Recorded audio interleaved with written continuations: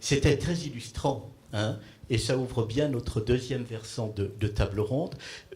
Juste en synthèse, je dirais trois choses. La première, sur les céréales semi-complètes ou complètes, je vous renvoie aux travaux du docteur Rémézy, Christian Rémézy, qui est chercheur en nutrition humaine, qui était chercheur en nutrition humaine auprès de l'INRA de Clermont-Ferrand, et qui a, je pense, celui qui a le plus travaillé, hein, je pense Jean-Michel, celui sur la densité nutritionnelle, le côté du raffinage, du blé, etc.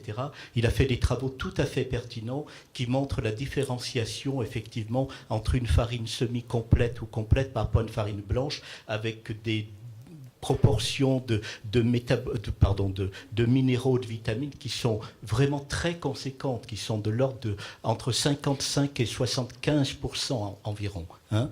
Le deuxième élément que je voulais souligner, c'est au niveau des textes législatifs. Alors, c'est un point de vue personnel, ne me regardez pas avec des yeux trop méchants, mais je trouve que dans notre société, c'est un point de vue personnel, hein, vous n'êtes pas du tout obligé d'enregistrer, de partager ça. On marche des fois un peu sur la tête, c'est-à-dire qu'on a des avis en termes de santé publique qui nous alertent, par exemple sur le trop de graisse saturée, de consommation de viande, etc. Et puis en même temps, on a des textes législatifs qui n'adaptent pas ce discours. De même avec la santé environnementale.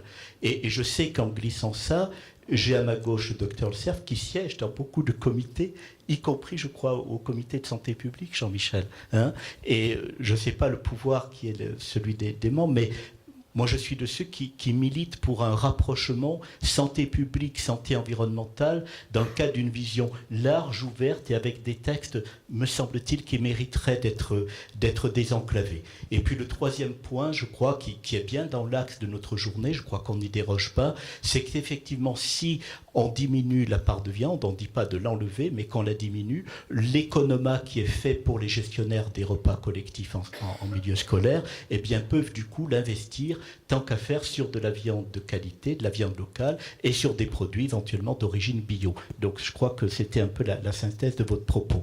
On va continuer notre retour d'expérience et le côté pratique en accueillant donc Jean Montagard, chef de cuisine, à qui on doit, comment vais-je dire ça sans mettre trop d'emphase, une gastronomie bio alternative ou bio-végétarienne. Pardon du terme végétarien, mais vous êtes des gens intelligents, vous le nuancerez. Mais à une époque où c'est pas si vieux que ça, les conceptions alternatives, bio, écolo, végétariennes étaient, enfin me semble-t-il, moi dans mon jeune temps quand même, largement tristounettes, austères, dogmatiques, enfin pas toujours très généreuse et très fluide, je dois dire.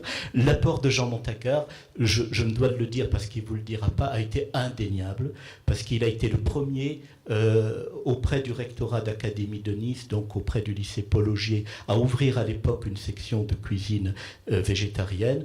Et sa cuisine est non seulement l'expérience d'un grand chef à travers les restaurants qu'il a eus, à travers ses bouquins qu'il a écrits. Alors, la cuisine végétarienne en restauration collective d'entreprise, qui avait valu cette fameuse table ronde où nous étions avec Jean-Michel à la Cité des Sciences et Industries en 2013.